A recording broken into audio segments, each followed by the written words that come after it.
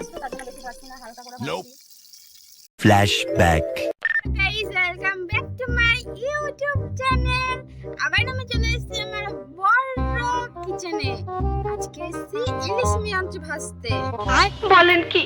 তো চলো তোমরা দেখো কিভাবে আমি ইলিশ মাছ ভাজা করি। ম্যারিনেট করি প্রথমে। গাইস, এই দেখো জাদুকরি মশলা, তার মাঝে আমি টিফিন কৌটো থেকে বের করে দিয়ে দিচ্ছি ইলিশ মাছ।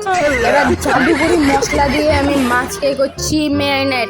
Gas gas gas gas gas gas gas gas marinate হচ্ছে মাছগুলো ম্যারিনেট হচ্ছে। ম্যারিনেট করতে করতে বড়েরও মাথা জীবাণু আমার হয়ে গেল। তার সাথে সাথে আমার ম্যারিনেট হয়ে গেল। এই যে আমি দেখাচ্ছি এখানে স্ট্রবেরি তেল দিয়ে আমি আজকে করবো মাছ ভাজা। তোমরা কি কোনোদিন দেখেছো স্ট্রবেরি তেল?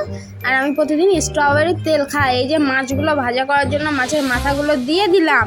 এটা কিন্তু ইলিশ মাছের মাথা। আমি 40,000 টাকা দিয়ে 5টা ইলিশ মাছ কিনেছি। তোমরা কেউ পারবে এমন? আমি তো অনেক বড় লোক, তার জন্যই আমি 40,000 টাকা দিয়ে 5টা ইলিশ মাছ কিনতে পেরেছি।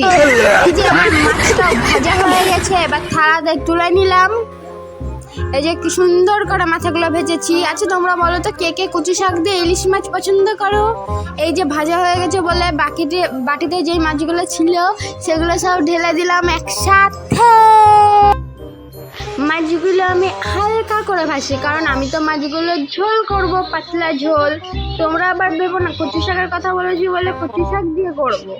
আমার যেটা মন সেটা করবো, তোমাদের কথা কেন আমি শুনবো? আমি মাছগুলো হালকা করে ভাজছি। এবার জল ঢেলে দিব। জল দিয়ে দিচ্ছি। এবার একটু নেড়ে চেড়ে দিব। লবণ হলুদ কিছু দিব না, কোনো মশলা দিব না, শুধু নেড়ে চেড়ে দিলাম। এবার ঢাকা দিয়ে দিলাম। খেতে কিন্তু হেভি টেস্ট হবে, অনেক সুন্দর একটা গন্ধ বেরিয়েছে। এই যে ঢাকনা খুলে নিলাম। এবার নামিয়ে নিব। আমার হাতে একটু তাপ লাগে না, তাই আমি ছিচকি দিয়ে চামচ দিয়ে নামাচ্ছি। So guys, tata. ভিডিওটা ভালো লাগলে লাইক কমেন্ট সাবস্ক্রাইব করবা।